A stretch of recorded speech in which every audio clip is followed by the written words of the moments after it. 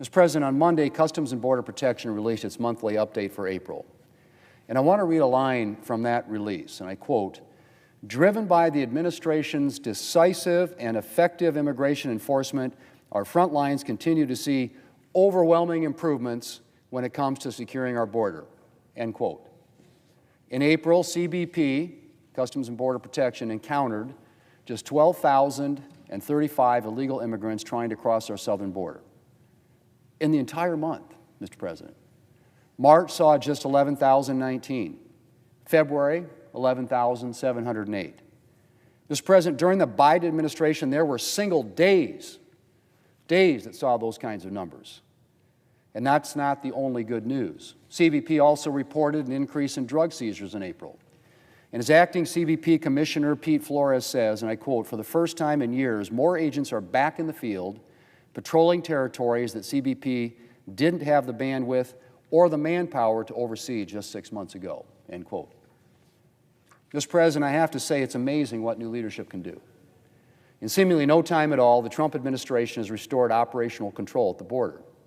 Border Patrol agents are no longer processing thousands of illegal immigrants a day.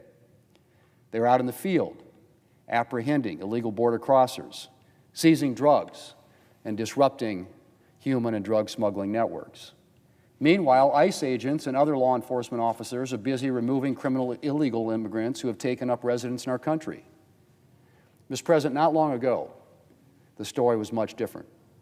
During the Biden administration, hundreds of thousands of illegal immigrants were crossing the southern border in a single month, including a concerning number of known gotaways. And the Biden administration abused the parole and asylum systems to wave illegal immigrants into the United States. As a result, communities across the country were overwhelmed by the influx. And valuable resources had to be used to process and transport these migrants. Resources that could have gone toward securing the border, arresting criminals, and stopping the flow of illegal drugs. Mr. President, I'm grateful at the progress that's been made so quickly by President Trump and his administration.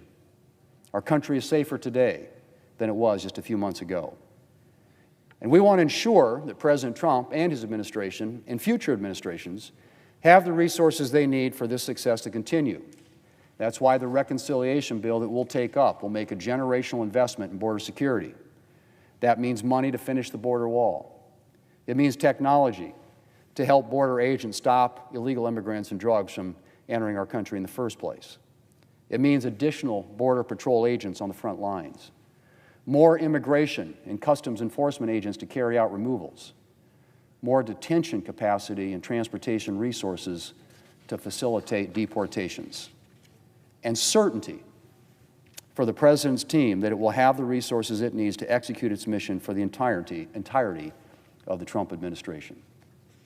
Mr. President, Republicans don't just want to turn the page on the border crisis of the Biden years. We want to close the book.